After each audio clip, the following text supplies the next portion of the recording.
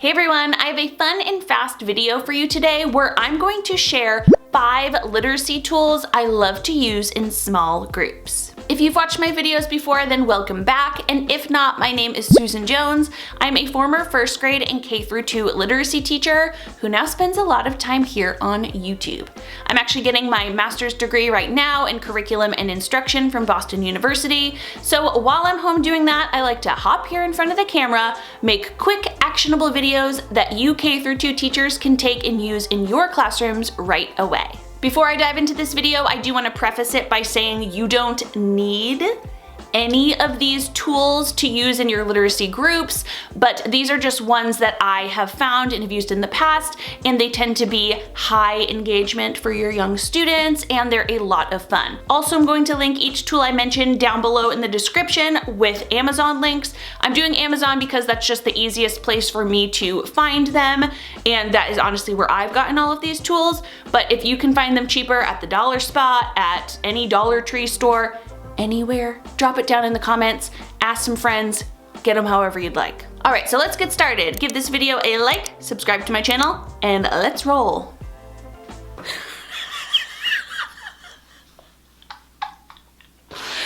Good luck with that, I'm leaving it.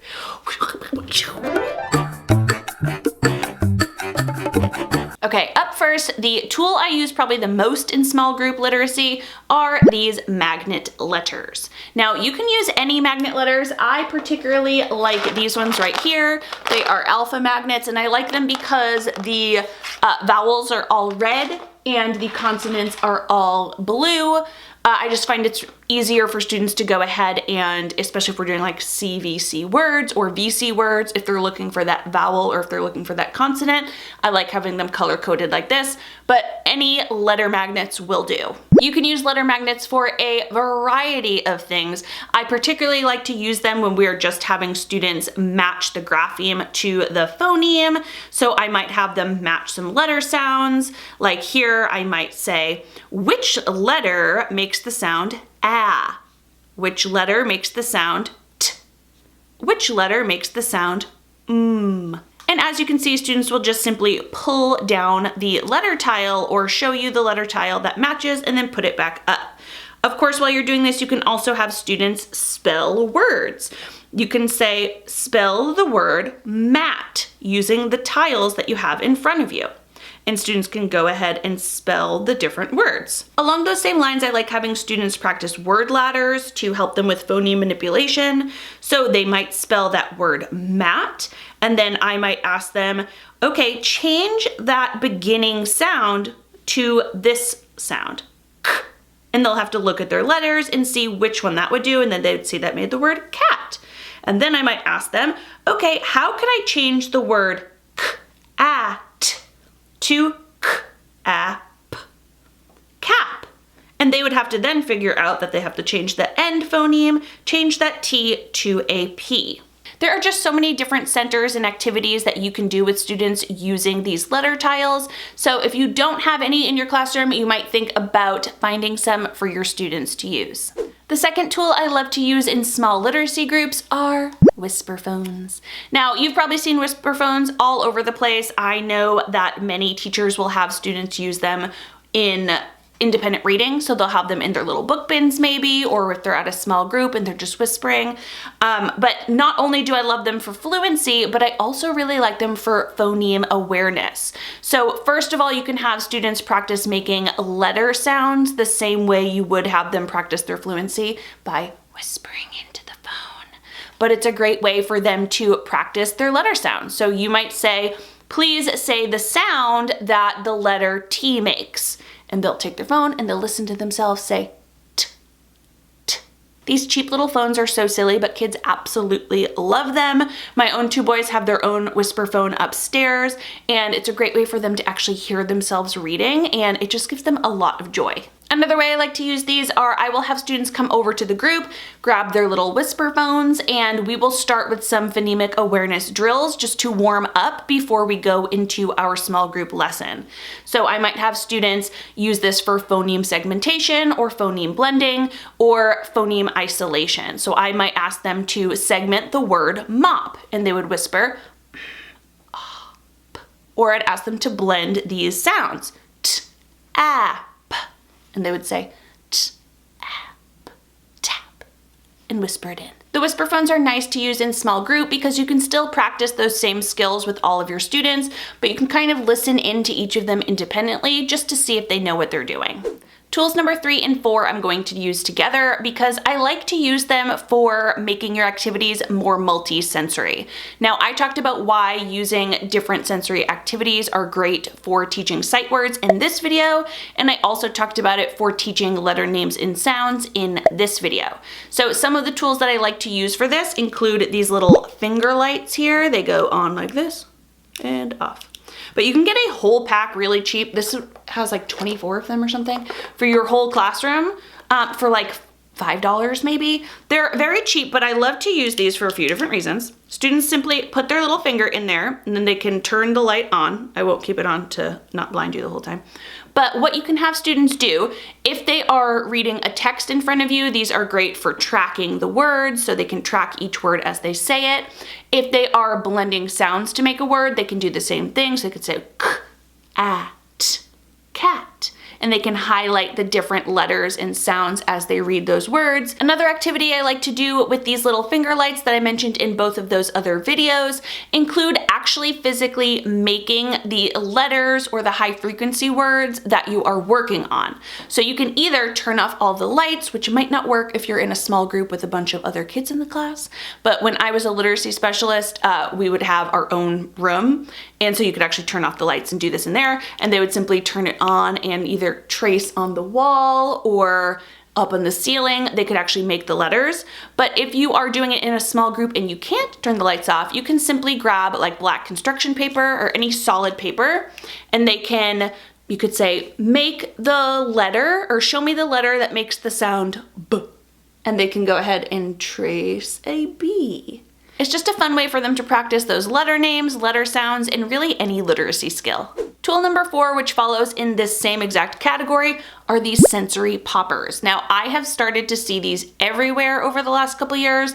Again, I got mine on Amazon and these will be linked below, but I have seen them at Target. I've seen them at some dollar stores. And these are just a lot of fun for students to go ahead and pop. They're called fidget toys generally because it's just a simple way for them to, if they need to keep moving or they need some sensory output. But for literacy groups, you can use these in a similar way that you use Play-Doh. Using these are pretty simple. You can see here that there are 3 dots on the top, and then there's 5, and then there's 6. And you can have students choose a row, and you might want to have them do something like phoneme mapping. So let's say we're working on the digraph CH and how it makes ch. What I will have students do is I might have them go ahead and segment some words. And normally, while you could do this with Play-Doh, you can also do it with this little popper. And so I might ask them to segment the word chop. What sounds do you hear in chop? And students would say ch, ah, p. And then I like how students can see that those 3 are indented because you pressed them.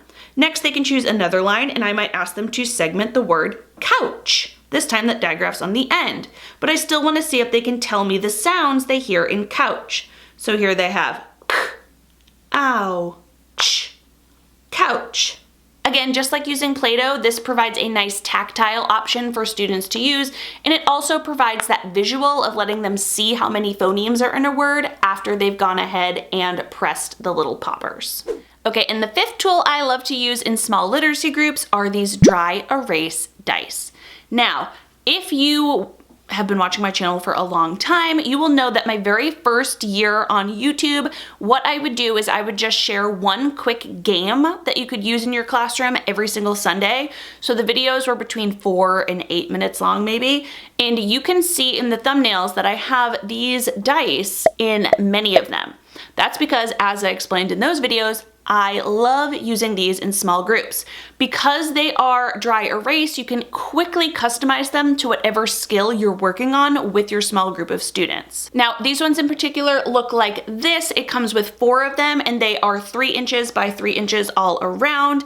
And the quality of these ones are really, really nice. The whiteboards, it doesn't just erase right off. It doesn't get all scuffed up. There are plenty of dry erase cubes out there that you can go ahead and find. I just really enjoy the quality quality of these ones. Now you can go back and actually watch any of those older videos to see some of the games I would use with these dice, but for some literacy ideas off the top of my head, one I would like to do would be basically complete a word. Let's pretend you're working on CVC words, and that is how this dice was set up.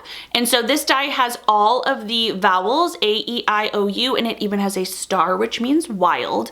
And what you would do is on your small group whiteboard, you would write M, dash, like an empty space, T, or C, space, P. Just a bunch of CVC words, and I would try to find ones that could really be completed with more than one vowel. And so I'd probably write about 10 of them up on the board, and students in your small group would roll this vowel die and then see what it landed on, U. And you could either have students go ahead and fill in, you could have them go in order and fill it in and tell us if it is a real or nonsense word, or you can have students look at this medial vowel U and see which word up there they could fill it in with. And then once that was filled in, it would be like complete. Students would just pass the dice around and you'd try to complete all the words on the board. This die was already set up for an activity. If you were working on the digraph CH, you would just write that on the board, and you might tell them that students will roll the die and they will try to say the full word. So this will be the ending, right? This will be the rhyme, and the onset will be ch. And students will have to blend it to make the word. So this one would be chop, there's chip, there's chess, there's chick. You get it. Of course, you could also just throw on some of the letters or sounds you are reviewing. Students can roll them, look at the letters, and see if they can make that sound. There are really an endless number of ways you can use these dice in your small literacy groups. So there you have 5 fun tools I love using in small group literacy. And like I mentioned at the beginning of this video, you don't need any of these. These are just, hopefully I can just spark some ideas that you might be able to find in your own classroom or find in a cheaper way. I am not telling you to go on Amazon and purchase all these, but like I said, I linked them down below in case you did want to check any of them out. All that being said, it was difficult to narrow it down to just 5 little teaching tools that I like to use in small groups. So now I want to know from you, what types of fun little tools do you like to use in your own classroom, and tell us how you use them. Leave it down in the comments below so we can check it out, and hopefully we can learn from one another and maybe again spark some new ideas to use in the upcoming year. As always, I hope you enjoyed this video. If you did, please give it a thumbs up so I know. Make sure you're subscribed to my channel and click that bell. That way you're notified of every new video. See you in the next one. Bye.